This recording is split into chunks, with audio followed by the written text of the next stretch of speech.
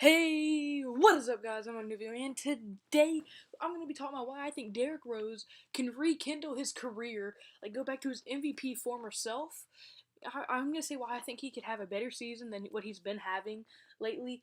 I'm just going to say why I think he could have a good year this year. So without me rambling on too much, let's get right into this video. Yep. So the first reason I have why I think Derrick Rose could actually be good is because he'll be playing alongside, since he got traded, he'll be playing alongside with LeBron and Kevin Love. So pretty much the first time in a while, or almost the first time in his career, he'll actually be having some help. Because his rookie season through his 2010 season, he actually only had Joakim Noah. That was the second best player on the team. Spanish the only player he ever had. And then when Jimmy Butler got traded, that's when he really started to get injured. That's when his knee really went to like bad, stuff just started hitting the fan with him. So the second he got hurt, second he got help, sorry, he started getting hurt. And Joakim Noah, y'all like he was all right, but in his career, the dude only averaged 9 points per game, 9.4 rebounds per game, and 2.9 assists per game.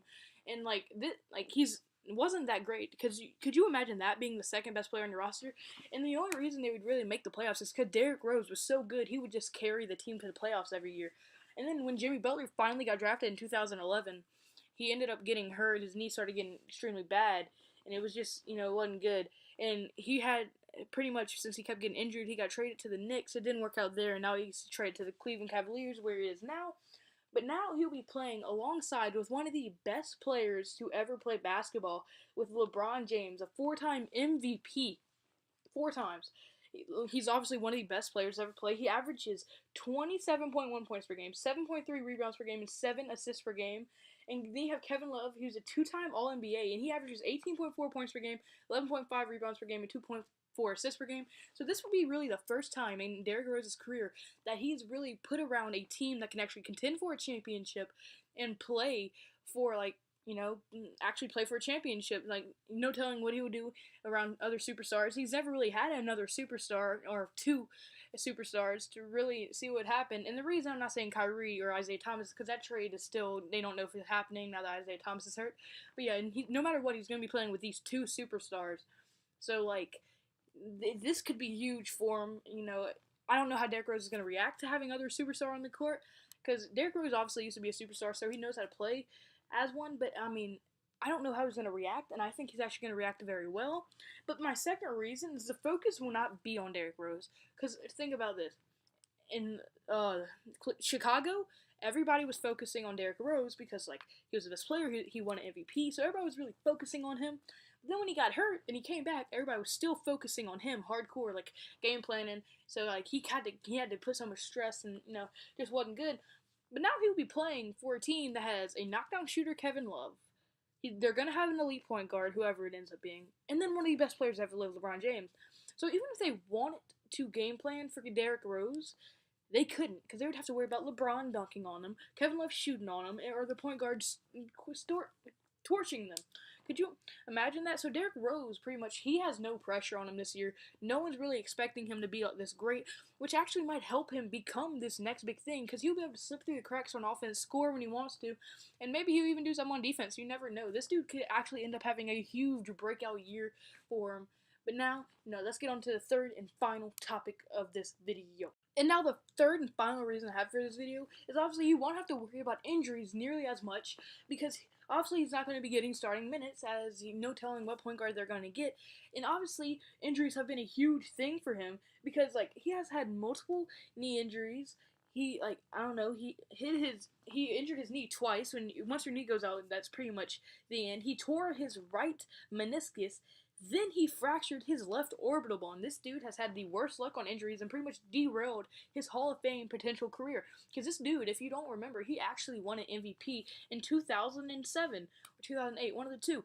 This dude is going to be the only MVP not to make the Hall of Fame.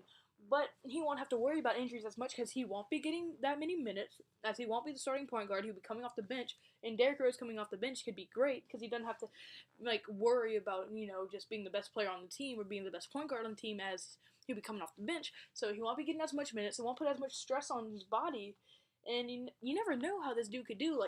Could you imagine your point guard's tired and everything, but then you have a backup who's Derrick Rose, and Derrick Rose is still not a bad point guard, don't get me wrong.